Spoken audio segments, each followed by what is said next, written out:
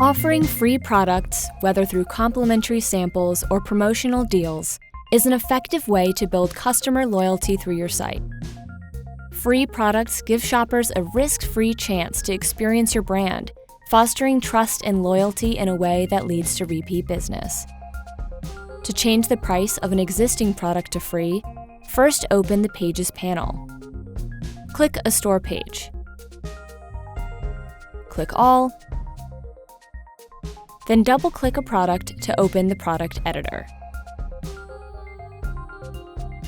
Set the price to 0.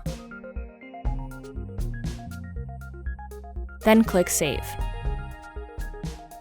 To make the product free temporarily during a sale period, switch the toggle on beside On Sale, then set the sale price to 0. To list the product at its regular price, switch the toggle off. You can also create a discount to make a product free. This is a great way to offer free products to specific customers or create discounts for orders over a set amount. You can only offer free products for one-time purchases, not subscriptions. If you sell physical products, shoppers won't be able to check out until you add a shipping option. To ensure the order total is 0, add free shipping. Please let us know if you have any more questions. We're always here to help.